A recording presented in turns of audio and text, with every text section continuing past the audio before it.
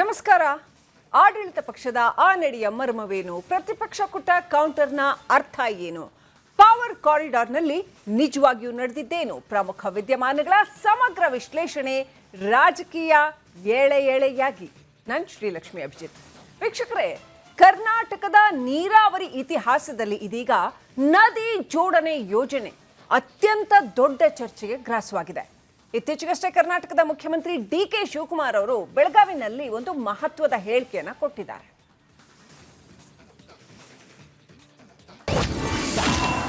ನದಿಗಳ ಜೋಡಣೆಗೆ ಸಮ್ಮತಿ ನೀಡಿದೆ ರಾಜ್ಯ ಸರ್ಕಾರ. ರಾಜ್ಯ ಬಿಟ್ಟು ಕೊಡಬಾರದು ನೀರಿನ ಹಕ್ಕಿನ ಅಧಿಕಾರ. ಕರ್ನಾಟಕದ ನೀರಾವರಿ ಇತಿಹಾಸದಲ್ಲಿ ಇದೀಗ ನದಿ ಜೋಡಣೆ ಯೋಜನೆ ಅತ್ಯಂತ ದೊಡ್ಡ ಚರ್ಚೆಗೆ ಗ್ರಾಸವಾಗಿದೆ. ಇತ್ತೀಚೆಗಷ್ಟೇ ಕರ್ನಾಟಕದ ಮುಖ್ಯಮಂತ್ರಿ ಡಿ.ಕೆ. ಶಿವಕುಮಾರ್ ಅವರು ಬೆಳಗಾವಿಯಲ್ಲಿ ಮಹತ್ವದ ಹೇಳಿಕೆಯೊಂದನ್ನು ನೀಡಿದ್ದಾರೆ. ಕೇಂದ್ರ ಸರ್ಕಾರ ಜಾರಿಗೆ ತರಲು ಉದ್ದೇಶಿಸಿರುವಂತಹ ಗೋದಾವರಿ ಕೃಷ್ಣಾ ಕಾವೇರಿ ನದಿ ಜೋಡಣೆ ಯೋಜನೆಗೆ ಕರ್ನಾಟಕ ಸರ್ಕಾರವು ತಾತ್ವಿಕವಾಗಿ ಸಮ್ಮತಿಯನ್ನ ಸೂಚಿಸಿದ್ದೇವೆ. ಕೇಂದ್ರ ಸರ್ಕಾರ ಇದನ್ನ ರಾಷ್ಟ್ರೀಯ ಯೋಜನೆಯಾಗಿ ಮಾಡಿ 1 ಲಕ್ಷ ಕೋಟಿ ರೂಪಾಯಿ ವೆಚ್ಚದ ಈ ಬೃಹತ್ ಯೋಜನೆಯನ್ನ ಮಾಡಲಿದೆ. ಇದರಲ್ಲಿ 10% ರಾಜ್ಯ ಸರ್ಕಾರದಾಗಿದ್ದು 90% ಕೇಂದ್ರ ಸರ್ಕಾರ ಭರಿಸಲಿದೆ ಅಂತ ಮುಖ್ಯಮಂತ್ರಿ ಡಿ.ಕೆ. ಶಿವಕುಮಾರ್ ಹೇಳಿದ್ದಾರೆ. ಕೃಷ್ಣಾ ಕಾವೇರಿ ಗೋದಾವರಿ ಜೋಡಣೆ ವಿಚಾರದಲ್ಲೂ ಕೂಡ ನಾವು ಒಪ್ಪಂದವನ್ನು ಮಾಡಿಕೊಂಡಿದ್ದೇವೆ. ಕೇಂದ್ರ ಸರ್ಕಾರಕ್ಕೆ ಸಮ್ಮತಿಯನ್ನು ವ್ಯಕ್ತಪಡಿಸಿದ್ದೇವೆ. ಅವರು ನ್ಯಾಷನಲ್ ಪ್ರಾಜೆಕ್ಟ್ ಆಗಿ ಘೋಷಣೆ ಮಾಡ್ತೀವಿ ಅಂತ ಒಪ್ಕೊಂಡಿದ್ದಾರೆ. ಸುಮಾರು 1 ಲಕ್ಷ ಕೋಟಿ ರೂಪಾಯಿ ಪ್ರಾಜೆಕ್ಟನ್ನು ಮಾಡಲಿಕ್ಕೆ ನಾವು ಸಮ್ಮತಿಯನ್ನು ಕೊಟ್ಟಿದ್ದೇವೆ. ಸೊ 10% ನಮ್ಮದು, 90% ಅವ್ರು ಹಾಕ್ತಾರೆ. ಸೊ ಅದು ಭಾಳ ಒಂದು ಇಡೀ ನಮ್ಮ 3 ರಾಜ್ಯಗಳಿಗೂ ಭಾಳ ಅನುಕೂಲ ಆಗ್ತದೆ. ಸೊ ಆ ವಿಚಾರದಲ್ಲಿ ಒಂದು ತೀರ್ಮಾನಕ್ಕೆ ಬಂದಿತ್ತು. ಆದರೆ ಈ ಹೇಳಿಕೆ ಹೊರಬೀಳ್ತಾ ಇದ್ದಂತೆ ಕರ್ನಾಟಕದ ರಾಜಕೀಯ ವಲಯದಲ್ಲಿ ತೀವ್ರ ವಾಗ್ದಾಳಿ ಆರಂಭವಾಗಿದೆ. ಕೃಷ್ಣಾ ಕಾವೇರಿ ಹಾಗೂ ಗೋದಾವರಿ ನದಿ ಜೋಡಣೆಗೆ ಸಮ್ಮತಿ ನೀಡಿದ್ದೇವೆ ಎಂಬ ಡಿ.ಕೆ. ಶಿವಕುಮಾರ್ ಅವರ ಹೇಳಿಕೆಯನ್ನ ಟೀಕಿಸಿರುವ ಕುಮಾರಸ್ವಾಮಿ, ಈ ಯೋಜನೆಯಿಂದ ಕರ್ನಾಟಕಕ್ಕೆ ಸಿಗಬೇಕಾದ ನೀರಿನ ಪಾಲಿನಲ್ಲಿ ಅನ್ಯಾಯವಾಗಲಿದೆ ಅಂತ ಹೇಳಿದ್ದಾರೆ. ಆಂಧ್ರ ಪ್ರದೇಶಕ್ಕೆ 90 TMC, ತೆಲಂಗಾಣಕ್ಕೆ 60 TMC, ತಮಿಳುನಾಡಿಗೆ 60 TMC.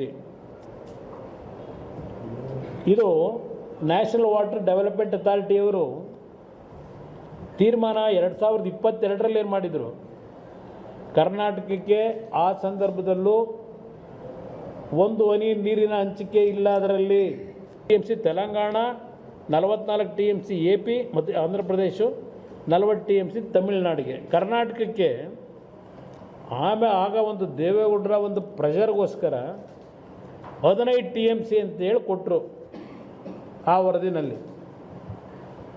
ಆ 15 TMC ಯಾವ ರೀತಿ ಕೊಟ್ಟಿದ್ದಾರೆ? ಆ 15 TMCನ ಮಲಪ್ರಭಾದಲ್ಲಿ ಡೆಫಿಸಿಟ್ ಏನಿದೆ, ಆ ಮಲಪ್ರಭಾ ಜಲಾನಯಕ್ಕೆ ಈ 15 TMC ನೀರನ್ನು ಕೊಟ್ಟು ಅದರಲ್ಲಿ ನೀವು ಓನ್ಲಿ ಕುಡಿಯೋ ನೀರಿಗೆ ಉಪಯೋಗ ಮಾಡಬೇಕು, ಅಗ್ರಿಕಲ್ಚರಿಗೆ ಉಪಯೋಗ ಮಾಡೋಂಗಿಲ್ಲ ಅಂತ ಕಂಡೀಷನ್ ಹಾಕಿದ್ದಾರೆ.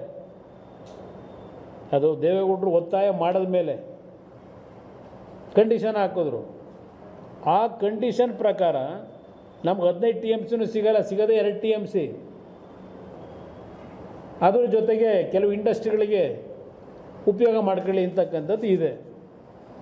ಇಲ್ಲಿ 1 ಲಕ್ಷ ಕೋಟಿ ನಮ್ಮ ಸಮ್ಮತಿ ಕೊಟ್ಟಿದ್ದೀವಿ, ಕೇಳಿದ್ದೀರಿ. ಕೃಷ್ಣಾ ಕಾವೇರಿ ಗೋದಾವರಿ ನದಿ ಜೋಡಣೆಗೆ ತೀರ್ಮಾನಿಸಲಾಗಿದೆ. ಕೇಂದ್ರ ಸರ್ಕಾರಕ್ಕೆ ನಮ್ಮ ಸಮ್ಮತಿ ಸೂಚಿಸಿದ್ದೇವೆ. ಕೇಂದ್ರ ಸರ್ಕಾರವು ಇದನ್ನು ರಾಷ್ಟ್ರೀಯ ಯೋಜನೆಯಾಗಿ ಮಾಡಿ. ಕೇಂದ್ರ ಸಚಿವ ಎಚ್.ಡಿ. ಕುಮಾರಸ್ವಾಮಿ ಅವರು ಮುಖ್ಯಮಂತ್ರಿಗಳ ಈ ನಿರ್ಧಾರವನ್ನ ತೀವ್ರವಾಗಿ ವಿರೋಧಿಸಿದ್ದಾರೆ. ಪ್ರಸ್ತುತ ರೂಪಿಸಿರುವಂತಹ ಯೋಜನೆಯಿಂದ ಕರ್ನಾಟಕಕ್ಕೆ ಅತ್ಯಂತ ಕಡಿಮೆ ಪ್ರಮಾಣದ ನೀರು ಸಿಗಲಿದೆ. ಪಕ್ಕದ ರಾಜ್ಯಗಳಿಗೆ ನೀರು ಕುಡಿಯುವಂತ ಸಿಎಂ ಕೇಂದ್ರದ ಯೋಜನೆಗೆ ಸಮ್ಮತಿ ಕೊಟ್ಟಿದ್ದಾರಾ? ನಮ್ಮ ರಾಜ್ಯದ ರೈತರ ಕತೆ ಏನಾಗಬೇಕು ಹೀಗಂತ ಪ್ರಶ್ನೆ ಮಾಡಿದ್ದಾರೆ. ಯಾತಿಗೆ ಸಮ್ಮತಿ ಕೊಟ್ಟಿದ್ದೀರಿ? ಪಕ್ಕದ ರಾಜ್ಯಗಳಿಗೆ ಸಲೀಸ ನೀರು ಬಿಟ್ಟುಗಳಿಂತ ಸಮ್ಮತಿ ಕೊಟ್ಟಿದ್ದೀರಾ? ನಮ್ಮ ರಾಜ್ಯಕ್ಕೆ ಏನು ಮಾಡ್ತೀರಿ? ನಮ್ಮ ರಾಜ್ಯದ ರೈತರಿಗೆ ಏನು ಮಾಡಿದ್ದೀರಿ? ನಿಮ್ಮದು ಪದೇ ಅಲ್ಲೆಲ್ಲೋ ನಾನು ಹೋಗಿ ಅದೆಂಥದ್ದು 5 ಬಾರಿ ಮೀಟಿಂಗ್ ಮಾಡಿದೆ, ಜೋಶಿಯವ್ರನ್ನ ಭೇಟಿ ಮಾಡಿದೆ, ಬರೀ ಕೈ ಆಡಿಸಿದ್ರು. ಇದು ಹೇಳಿದಿರಲ್ಲಪ್ಪ, ಈಗ ನಿಮ್ಮ ಜವಾಬ್ದಾರಿ ತಗೊಂಡಿದ್ದೀರಲ್ಲ, ಏನು ಮಾಡ್ತಾ ಇದ್ದೀರಿ? ಯಾವ ಆಧಾರದ ಮೇಲೆ ಹೇಳಿಕೆ ಕೊಟ್ಟಿದ್ದೀರಿ? ನಿಮಗೆ ಮಾಹಿತಿ ನಿಮ್ಮ ಹತ್ರ ಇಲ್ಲದೆ ಇದ್ದರೆ, ಯಾಕೆಂದರೆ ಇದು ಬೆಂಗಳೂರು ರಿಯಲ್ ಎಸ್ಟೇಟ್ ಮಾಡ್ದಂಗಲ್ಲ. ಈ ನೀರನ್ನ ಹಂಚಿಕೆ ಮಾಡೋದು ಬೆಂಗಳೂರು ರಿಯಲ್ ಎಸ್ಟೇಟ್ ದಂಧೆನಲ್ಲಿ ಎಕ್ಸ್ಪೀರಿಯನ್ಸ್ ಇದೆಯಲ್ಲ, ಆ ಎಕ್ಸ್ಪೀರಿಯನ್ಸ್ ಇಲ್ಲೂ ವರ್ಕೌಟ್ ಆಗಲ್ಲ. ನಿಮಗೆ ವಿಷಯ ಗೊತ್ತಿಲ್ಲದೆ ಇದ್ದರೆ ಯಾರಾದರೂ ಈ ಯೋಜನೆಯಿಂದ ರಾಜ್ಯದ ರೈತರಿಗಾಗುವಂತಹ ಅನ್ಯಾಯದ ಬಗ್ಗೆ ಒತ್ತಿ ಹೇಳಿರುವ ಕುಮಾರಸ್ವಾಮಿ ತರಾತುರಿಯಲ್ಲಿ ಯೋಜನೆಗೆ ಒಪ್ಪಿಗೆ ನೀಡುವ ಮುನ್ನ ಮುಖ್ಯಮಂತ್ರಿ ಡಿಕೆ ಶಿವಕುಮಾರ್ ಅವರು ಮಾಹಿತಿಯನ್ನ ತಿಳಿದುಕೊಳ್ಳಬೇಕಾಗಿತ್ತು.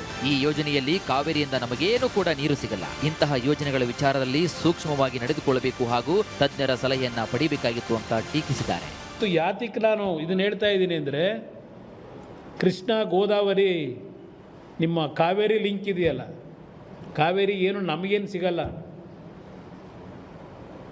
ಅಲ್ಲಿಗೂ ಅಷ್ಟೇ ಈಗ ಅಲ್ಲಿ ನೀರಿನ ಹಂಚಿಕೆ ಆಗೋಗಿದೆ. ಗೋದಾವರಿಗೆ ನೀರನ್ನ ನರ್ಮದಾ ನದಿಯಿಂದ ಹಂಚಿಕೆ ಆಗಿದ್ದಾರೆ ಛತ್ತೀಸ್ಗಢದು. ಅಲ್ಲಿ ಏನೇನು ಹೇಳಿಕೆ ಕೊಟ್ಟವ್ರೆ, ಏನು ಮಾಡಿದ್ದಾರೆ ತೀರ್ಮಾನ, ನಿಮ್ಮ ಇಂಜಿನಿಯರ್ ಹತ್ರ ಚರ್ಚೆ ಮಾಡಿ ಏನೇನಾಗಿದೆ ನಿಮ್ಮ ಹತ್ರ ಮಾಹಿತಿ ಇಲ್ಲದೆ ಇದ್ರೆ ಇದನ್ನು ಜನಗಳ ಮುಂದೆ ಈ ರೀತಿ ಹೇಳಿ ನಕಪಾಟ್ಲಿಗೀಡಾಗಬೇಡಿ. ಇದಕ್ಕೆ ತಿರುಗೇಟು ನೀಡಿರುವಂತಹ ಮುಖ್ಯಮಂತ್ರಿ ಡಿಕೆ ಶಿವಕುಮಾರ್ ಅವರು ಕುಮಾರಸ್ವಾಮಿ ಅವರು ಮೊದಲು ಕೇಂದ್ರ ನಾಯಕರ ಬಳಿ ಹೋಗಿ ಯೋಜನೆಯ ಸಂಪೂರ್ಣ ವಿವರಗಳನ್ನ ಅರ್ಥ ಮಾಡಿಕೊಳ್ಳಲಿ ಹೀಗಂತ ಸಲಹೆ ನೀಡಿದ್ದಾರೆ. ಕರ್ನಾಟಕದ ಹಿತಾಸಕ್ತಿಯನ್ನ ಯಾವುದೇ ಕಾರಣಕ್ಕೂ ಬಲಿ ಕೊಡುವುದಿಲ್ಲ ಹೀಗಂತ ಸ್ಪಷ್ಟನೆ ಕೂಡ ಕೊಟ್ಟಿದ್ದಾರೆ. ರಿಯಲ್ ಎಸ್ಟೇಟ್ ವ್ಯವಹಾರ ಅಲ್ಲ, ನೀರಿನ ಪ್ರಮಾಣ ಮೊದಲು ನಿಗದಿ ಮಾಡ್ಕೊಳ್ಳಿ. ನಾನೀಗ ನನ್ನ ಅದ್ರ ಬಗ್ಗೆ ಮಾತಾಡಕ್ಕೆ ಹೋಗೋದಿಲ್ಲ. ನಾನು ಯಾವ ಟೈಮಲ್ಲಿ ಯಾರಿಗೇನು ಉತ್ತರ ಕೊಡಬೇಕು ಕೊಡ್ತೀನಿ. ಫಸ್ಟ್ ಅವ್ರು ಹೋಗಿ ಸೆಂಟ್ರಲ್ ಮಿನಿಸ್ಟರ್ನ ಪ್ರೈಮ್ ಮಿನಿಸ್ಟರ್ನ ಭೇಟಿ ಮಾಡಿ ಏನು ಆ ಯೋಜನೆ ಬಗ್ಗೆ ಅನ್ನೋದು ಫಸ್ಟ್ ಅವರು ತಿಳ್ಕೊಳ್ಳಿ, ಆಮೇಲೆ ಮಾತಾಡ್ತಾರೆ. ಆದರೆ ಕೇಂದ್ರ ಸಚಿವ ಕುಮಾರಸ್ವಾಮಿ ಅವರ ಪ್ರಕಾರ ಈ ಯೋಜನೆ ಅನುಷ್ಠಾನ ಆಗುವುದೇ ಆದರೆ ರಾಜ್ಯಪಾಲಿನ ನೀರಿಗಾಗಿ ಒಂದೆಡೆಗೆ ಕಾನೂನಾತ್ಮಕವಾಗಿಯೂ ಕೂಡ ಮತ್ತೊಂದು ಕಡೆಗೆ ರಾಜಕೀಯವಾಗಿಯೂ ಹೋರಾಟವನ್ನ ಮಾಡಬೇಕು ಎಂದಿದ್ದಾರೆ. ನನಗೆ ಬ್ರದರ್ ಇದು ಅವಶ್ಯಕತೆ ಇದೆ. ನಾನು ಮುಖ್ಯಮಂತ್ರಿ ಇದ್ದಾಗಲೂ ಗಡ್ಕರಿ ಅವರನ್ನು ಭೇಟಿ ಮಾಡಿದಾಗ ಆಗ ಅವರು ಇನ್ಚಾರ್ಜ್ ಅವರಲ್ಲೇ ಇತ್ತು. ಆಗ ಅವರು ಇಲ್ಲ ಯಾತಕ್ಕೆ ವರಿ ಮಾಡ್ತೀರಿ, ಕೃಷ್ಣ ಗೋದಾವರಿ ಕಾವೇರಿ ಲಿಂಕ್ ಮಾಡಿದಾಗ ನಿಮಗೂ ಅದೆಲ್ಲ ಅನುಕೂಲ ಆಗುತ್ತೆ ಅಂತ ಹೇಳಿದರು. ನಂತರ ಇಲ್ಲಿ ಯಾವೊಂದು ನ್ಯಾಷನಲ್ ವಾಟರ್ ಡೆವಲಪ್ಮೆಂಟ್ ಅಥಾರಿಟಿ ಅವರು ಆ DPR ಪ್ರಿಪೇರ್ ಮಾಡಿದ್ರು. ಮೊದಲನೇ ಹಂತದಲ್ಲಿ 247 TMC ಸಿಗುತ್ತೆ ಅಂತ 22ರಲ್ಲಿ ಒಂದು ಡೀಟೇಲ್ ರಿಪೋರ್ಟ್ ಅಂತ ಹೇಳಿದರು. ಅದರಲ್ಲೂ ಸಹ ನಮ್ಮ ರಾಜ್ಯಕ್ಕೆ ನೀರಿನ ಹಂಚಿಕೆ ಇರಲಿಲ್ಲ ಅವ್ರು ಹೇಳಿದಾಗಲೂ. ಆಮೇಲೆ ಇನ್ನೊಂದು ವರದಿ ಕೊಟ್ಟರಲ್ಲ, ಅದರಲ್ಲಿ 247 ಇಲ್ಲ 147 TMC ಇದೆ ಅಂದರು. 147 TMCನಲ್ಲೂ ದೇವೇಗೌಡರ ಒಂದು ಪ್ರೆಷರ್ ಆದ ಮೇಲೆ 15 TMC ಕೊಡೋಕ್ಕೆ ಒಪ್ಕೊಂಡ್ರು. ಆ 15 TMC ಕೃಷ್ಣ ಗೋದಾವರಿ ಕಾವೇರಿ ಅಂತ ಹೆಸರಿದ್ದರು. ಕಾವೇರಿ ಕಡೆ ಈ ಭಾಗದ ಜನತೆಗೆ ಅಲ್ಲೇನು ನೀರು ಕೊಟ್ಟಿಲ್ಲ. ಅದು ಮಲಪ್ರಭಾ ಏರಿಯಾದಲ್ಲಿ ಡೆಫಿಸಿಟ್ ಏನಿದೆ, ಈ 15 TMCನ ಮಲಪ್ರಭಾ ಜಲಾನಯ ಪ್ರದೇಶಕ್ಕೆ ಉಪಯೋಗ ಮಾಡ್ಕೊಳ್ಳಿ. ಆದರೆ ಇದು ಓನ್ಲಿ ಕುಡಿಲಿಕ್ಕೆ ಅಷ್ಟೇ ನೀರು, ಅಗ್ರಿಕಲ್ಚರಿಗೆ ಕೊಡಲಿಕ್ಕಾಗಲ್ಲ ಅಂತ ಕಂಡೀಷನ್ ಹಾಕಿದ್ದಾರೆ. ಆ 15 TMCನೂ ನೀರು ನಿಮಗೆ ದೊರಕಿದ್ರೆ ಬರುತ್ತೆ, ಇಲ್ಲದೇ ಇದ್ರೆ ಇಲ್ಲ. ಇದು ಇರ್ತಕ್ಕಂಥದ್ದು ವಾಸ್ತವಾಂಶ. ಇದಕ್ಕೆ ನಾವು ಹೋರಾಟ ಮಾಡಬೇಕು. ಅದಕ್ಕೋಸ್ಕರಲೇ ದೇವೇಗೌಡರು ಪ್ರತಿ ಸಂದರ್ಭದಲ್ಲೂ ಈ ವಿಷಯಗಳು ಸೂಕ್ಷ್ಮವಾದ ವಿಚಾರ ಏನಿದೆ ಪ್ರತಿಯೊಂದು ಸಂದರ್ಭದಲ್ಲೂ ಅವ್ರು ಇಂಟರ್ಫಿಯರೆನ್ಸ್ ಏನು ಮಾಡಿದ್ದಾರೆ, ರಿಕ್ವೆಸ್ಟ್ ಮಾಡಿದ್ದಾರೆ, ಅದನ್ನು ಮುಂದುವರಿಸಬೇಕಲ್ಲ. ನಮಗೇನು ಕೊಟ್ಟಿಲ್ಲ ಇಲ್ಲಿ ಅಂತೇಳಿ ಇವರು ಎಲ್ಲದಕ್ಕೂ ನಮ್ಮ ಸಮ್ಮತಿ ಇದೆ ಅಂತ ಇಲ್ಲಿ ಹೇಳಿಕೆ ಕೊಟ್ಬಿಟ್ಟವ್ರೆ. ಹೋರಾಟ ಮಾಡಬೇಕಲ್ವ, ಕೇಳಬೇಕಲ್ವ, ಹೋಗಿ ಮಾಡಬೇಕು ಹೋರಾಟ. ಅದನ್ನು ನಾನು ಹೇಳ್ತಾ ಇದ್ದೀನಿ. ಈ ಥರ ಹೇಳಿಕೆ ಕೊಟ್ಬಿಟ್ರೆ ಈಗಲೂ ಸಹ ದೇವೇಗೌಡರು ನಿರಂತರವಾಗಿ ಅವರು ಹೋರಾಟ ಮಾಡ್ತಾ ಇದ್ದಾರೆ. ನಮ್ಮ ಪಕ್ಷದಲ್ಲೇ ಹೋರಾಟ ಮಾಡ್ತಾ ಇದ್ದೀವಿ. ಇಲ್ಲಿ ಪ್ರಶ್ನೆ ಇದನ್ನೇ ನಾವು ಹೇಳ್ತಾ ಇರೋದು, ಇದು ವಿಷಯಗಳು ಗೊತ್ತಿಲ್ಲದೆ ಇದ್ದರೆ ಸಂಬಂಧಪಟ್ಟಂಥ ಇಂಜಿನಿಯರ್ಗಳ ಹತ್ರ ಕೂತು ಚರ್ಚೆ ಮಾಡಿ ಈ ಥರ ಡ್ಯಾಮೇಜ್ ಮಾಡ್ಕೋಬೇಡಿ ಅಂತ ಹೇಳೋದು. ಸಾರ್ವಜನಿಕವಾಗಿ ಒಬ್ಬ ರಾಜ್ಯದ ಮುಖ್ಯಮಂತ್ರಿ ಅವರು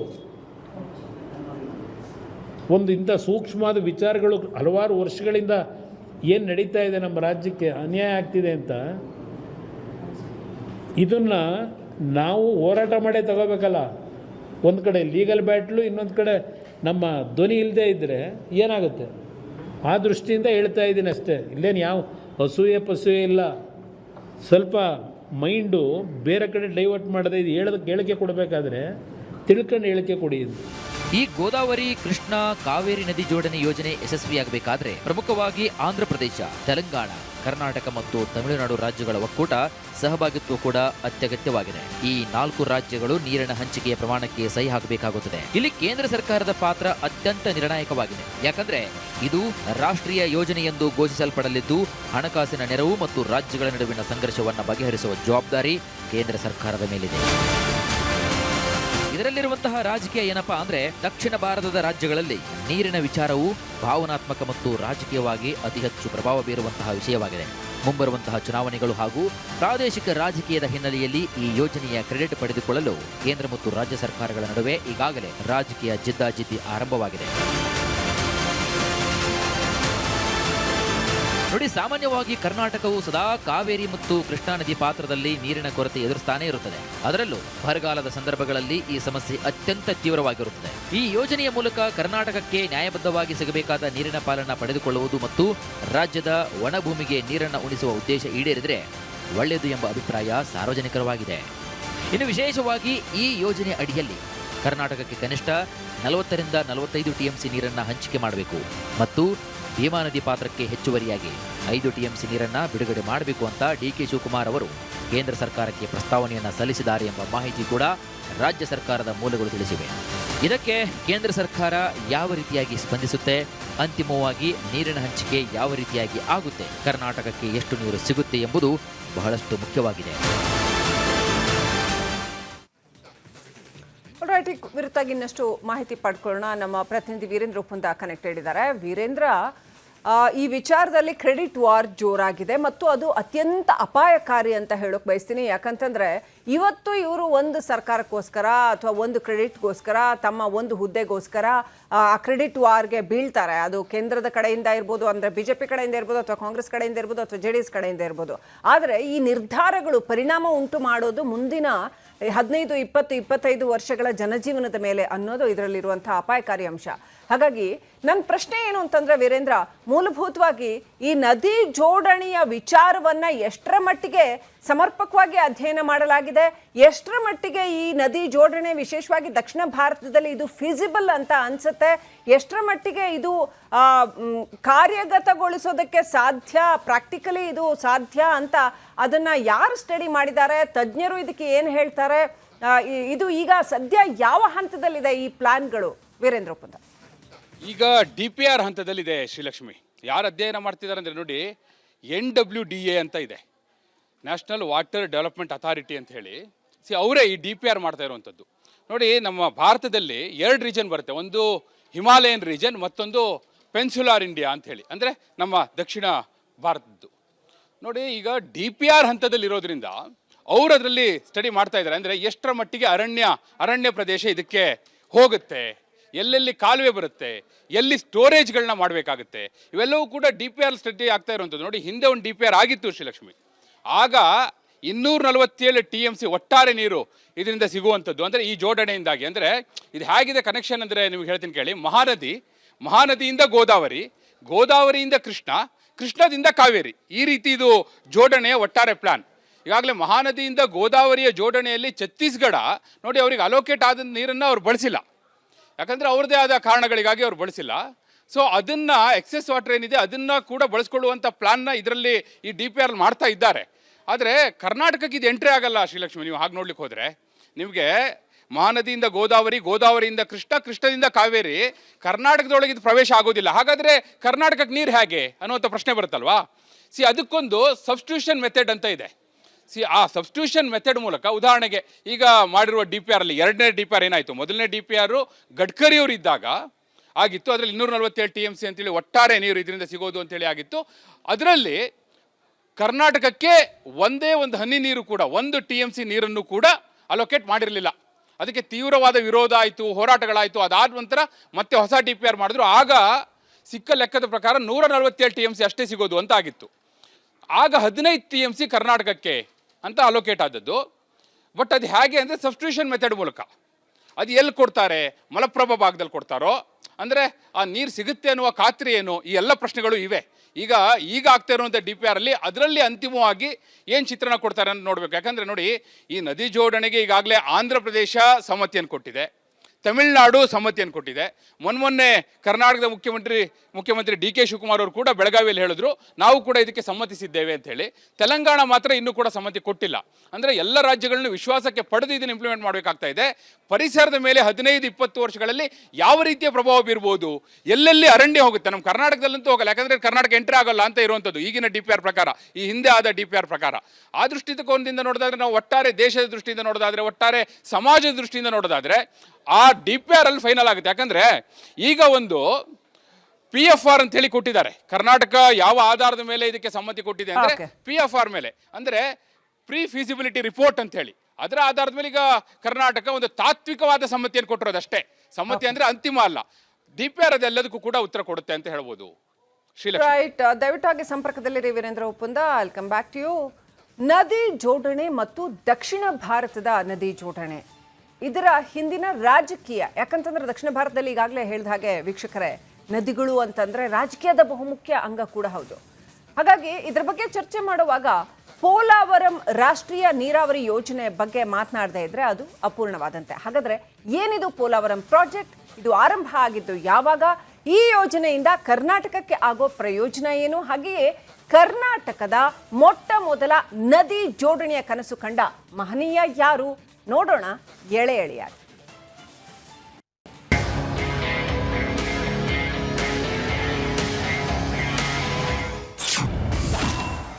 ಏನಿದು ಪೋಲಾವರಂ ನದಿ ಜೋಡಣೆ?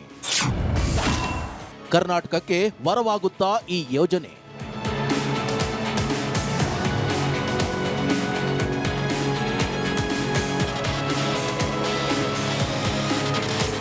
ನದಿ ಜೋಡಣೆ ಮತ್ತು ದಕ್ಷಿಣ ಭಾರತದ ಜಲ ರಾಜಕೀಯದ ಬಗ್ಗೆ ಮಾತನಾಡುವಾಗ ಪೋಲಾವರಂ ರಾಷ್ಟ್ರೀಯ ನೀರಾವರಿ ಯೋಜನೆ ಮುಂಚೂಣಿಗೆ ಬರುತ್ತದೆ.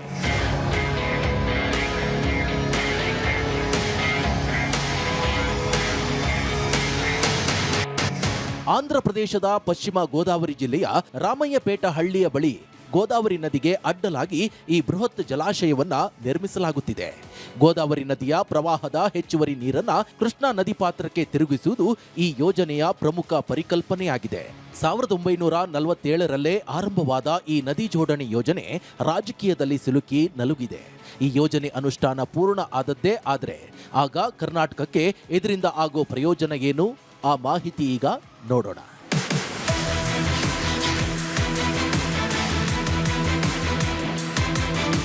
ಕರ್ನಾಟಕ ರಾಜ್ಯಕ್ಕೂ ಪೋಲಾವರಂ ಯೋಜನೆಗೂ ನೇರವಾದ ಮತ್ತು ಪರೋಕ್ಷವಾದ ಸಂಬಂಧ ಇದೆ. ಕೃಷ್ಣಾ ಜಲ ವಿವಾದ ನ್ಯಾಯಾಧಿಕರಣದ ತೀರ್ಪಿನ ಪ್ರಕಾರ ಗೋದಾವರಿ ನದಿಯಿಂದ ಪೋಲಾವರಂ ಮೂಲಕ ಕೃಷ್ಣಾ ನದಿಗೆ ನೀರನ್ನ ತಿರುಗಿಸಿದಾಗ ಕೃಷ್ಣಾ ನದಿ ಪಾತ್ರದ ಮೇಲ್ಭಾಗದ ರಾಜ್ಯಗಳಾದ ಕರ್ನಾಟಕ ಮತ್ತು ಮಹಾರಾಷ್ಟ್ರಕ್ಕೆ ಹೆಚ್ಚುವರಿ ನೀರಿನ ಪಾಲನ್ನ ನೀಡಬೇಕಾಗುತ್ತದೆ. ಅಂದರೆ ಆಂಧ್ರ ಪ್ರದೇಶವು ಗೋದಾವರಿಯಿಂದ ಕೃಷ್ಣಾ ಬೇಸಿನ್ಗೆ ನೀರನ್ನ ಬಳಸಿಕೊಂಡಷ್ಟು ಕರ್ನಾಟಕಕ್ಕೆ ಕೃಷ್ಣಾ ನದಿಯಲ್ಲಿ ಹೆಚ್ಚಿನ ನೀರನ್ನ ಬಳಸಿಕೊಳ್ಳುವ ಕಾನೂನಾತ್ಮಕ ಹಕ್ಕು ಸಿಗುತ್ತದೆ.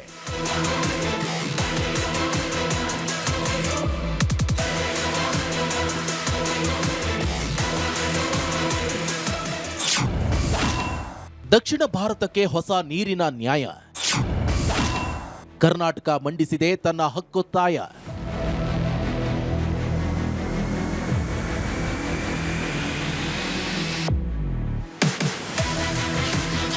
ಕರ್ನಾಟಕವು ಈ ಯೋಜನೆಯ ಪ್ರಗತಿಯನ್ನ ಸೂಕ್ಷ್ಮವಾಗಿ ಗಮನಿಸುತ್ತಿದೆ ಮತ್ತು ತನ್ನ ಪಾಲಿನ ನೀರಿಗಾಗಿ ಹಕ್ಕೊತ್ತಾಯ ಮಂಡಿಸುತ್ತಿದೆ.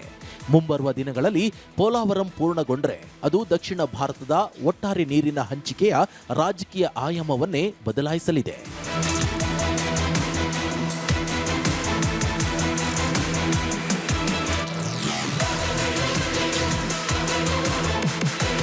ಈ ಪೋಲಾವರಂ ಯೋಜನೆಯ ಇತಿಹಾಸವನ್ನ ಗಮನಿಸಿದ್ರೆ ಇದರ ಪ್ರಾಥಮಿಕ ಯೋಜನೆ ಬ್ರಿಟಿಷರ ಕಾಲದಲ್ಲೇ ರೂಪಿತಗೊಂಡಿದ್ರೂ ಆಧುನಿಕ ರೂಪದಲ್ಲಿ 2004 ಮತ್ತು 2005ರ ಅವಧಿಯಲ್ಲಿ ಅಂದಿನ ಮುಖ್ಯಮಂತ್ರಿ YS ರಾಜಶೇಖರ್ ರೆಡ್ಡಿ ಅವರ ಕಾಲದಲ್ಲಿ ಇದು ವೇಗವಾಗಿ ಆರಂಭ ಆಯಿತು.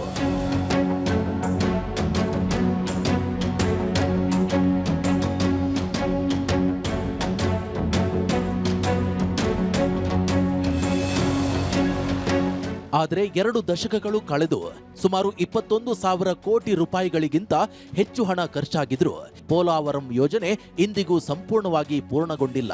ಇದಕ್ಕೆ ಮುಖ್ಯ ಕಾರಣ ಕಳಪೆ ವಿಸ್ತೃತ ಯೋಜನಾ ವರದಿ. ತಾಂತ್ರಿಕ ದೋಷಗಳು ಮತ್ತು ಪುನರ್ವಸತಿ ಕಲ್ಪಿಸುವಲ್ಲಿ ಉಂಟಾದ ವೈಫಲ್ಯಗಳಾಗಿವೆ.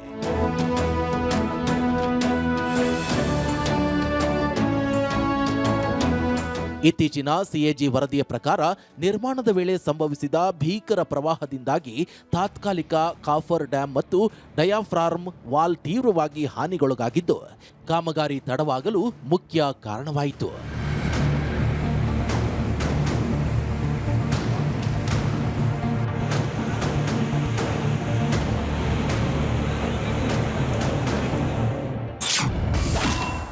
ಯೋಜನೆಗೆ ಅಡ್ಡಿಯಾಗಿದೆ ಆಂತರಿಕ ರಾಜಕೀಯ. ನೆರೆ ರಾಜ್ಯಗಳು ಕೋರ್ಟ್ನಲ್ಲಿ ಕೇಳಿವೆ ನ್ಯಾಯ.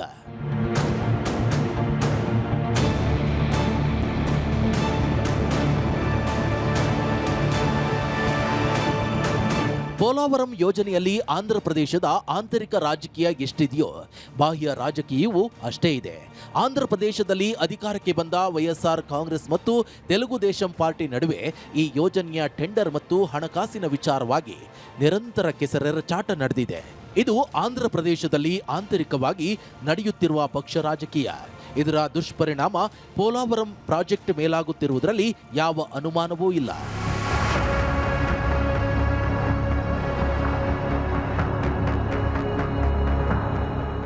ಆಂಧ್ರಪ್ರದೇಶದ ಹಾಲಿ ಮುಖ್ಯಮಂತ್ರಿ ಚಂದ್ರಬಾಬು ನಾಯ್ಡು ಅವರು ಈ ಯೋಜನೆಯ ಮೊದಲ ಹಂತವನ್ನ ಪೂರ್ಣಗೊಳಿಸಲು ಮತ್ತು ಸಂತ್ರಸ್ತರ ಪುನರ್ವಸತಿಯನ್ನ 2027ರ ಒಳಗೆ ಮುಗಿಸಲು ಕಟ್ಟುನಿಟ್ಟಿನ ಗಡುವು ನೀಡಿದ್ದಾರೆ. ಆದರೆ ವಿರೋಧ ಪಕ್ಷಗಳ ಆರೋಪ ಪ್ರತ್ಯಾರೋಪ ಇಂದಿಗೂ ಮುಂದುವರೆದಿದೆ.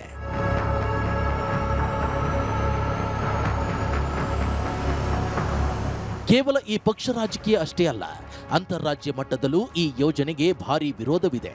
ತೆಲಂಗಾಣ ಮತ್ತು ಒರಿಸ್ಸಾ ರಾಜ್ಯಗಳು ಈ ಯೋಜನೆಯಿಂದ ತಮ್ಮ ರಾಜ್ಯದ ಭೂಮಿ ಮುಳುಗಡೆಯಾಗುತ್ತದೆ ಅಂತ ಸುಪ್ರೀಂ ಕೋರ್ಟ್ ಮೆಟ್ಟಿಲೇರಿ ಅಡ್ಡಿಪಡಿಸಿದ್ದು ಇದಕ್ಕೆ ಉತ್ತಮ ನಿದರ್ಶನ.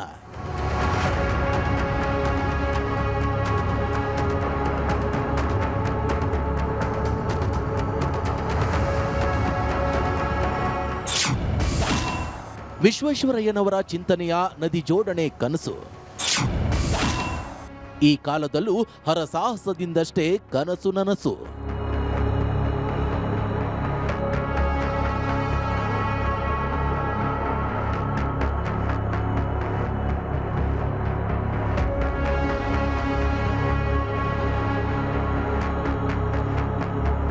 ಕರ್ನಾಟಕದ ಮಟ್ಟಿಗೆ ನದಿ ಜೋಡಣೆಯ ಮೊದಲ ಪರಿಕಲ್ಪನೆ ಮತ್ತು ದಾರ್ಶನಿಕ ಯೋಜನೆ ಮೂಡಿದ್ದು ಮೈಸೂರಿನ ದಿವಾನರಾಗಿದ್ದ ಭಾರತ ರತ್ನ ಸರ್ ಎಂ ವಿಶ್ವೇಶ್ವರಯ್ಯನವರಿಂದ.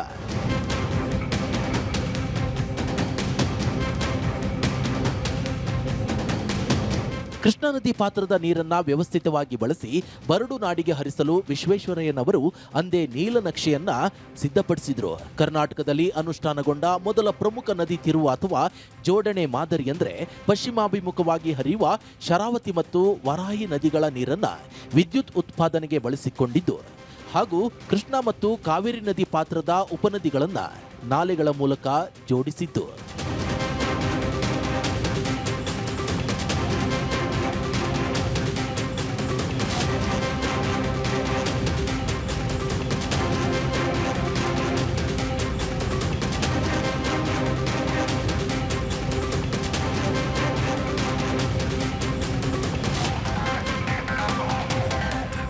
ಇತ್ತೀಚಿನ ವರ್ಷಗಳಲ್ಲಿ ಎತ್ತಿನಹೊಳೆ ಯೋಜನೆಯ ಮೂಲಕ ಪಶ್ಚಿಮಾಭಿಮುಖವಾಗಿ ಹರಿಯುವ ನೇತ್ರಾವತಿ ನದಿಯ ಉಪನದಿಗಳ ನೀರನ್ನ ಪೂರ್ವದ ಬರಪೀಡಿತ ಜಿಲ್ಲೆಗಳಿಗೆ ಹರಿಸುವ ಬೃಹತ್ ನದಿ ತಿರುವು ಯೋಜನೆಯನ್ನ ಕರ್ನಾಟಕ ಕೈಗೆತ್ತಿಕೊಂಡಿದೆ. ಒಟ್ಟಾರೆಯಾಗಿ ಹೇಳುವುದಾದರೆ ನದಿ ಜೋಡಣೆಯು ಕೇವಲ ಒಂದು ಇಂಜಿನಿಯರಿಂಗ್ ತಂತ್ರಜ್ಞಾನವಲ್ಲ, ಅದು ಭಾರತ ಮತ್ತು ಕರ್ನಾಟಕದ ಭವಿಷ್ಯದ ಜಲ ಭದ್ರತೆಯ ಮೂಲಾಧಾರವಾಗಿದೆ.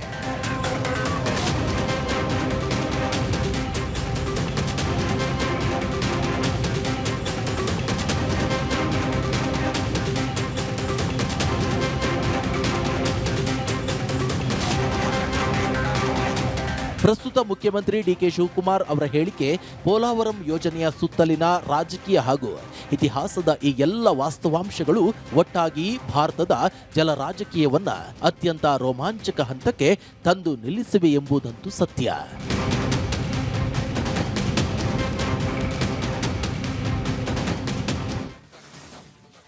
ರೈಟ್, ವೀರೇಂದ್ರ ಉಪ್ಪುಂದ ಕನೆಕ್ಟೆಡ್ ಇದ್ದಾರೆ. ವೀರೇಂದ್ರ ಉಪ್ಪುಂದ, ರಾಜಕೀಯವೇ ಪ್ರಧಾನವಾಗಿರುವಂತಹ ನದಿ ಜೋಡಣೆ ವಿಚಾರ ಕರ್ನಾಟಕಕ್ಕೆ ವರವಾಗತ್ತಾ ಶಾಪವಾಗತ್ತಾ ಅಂತ?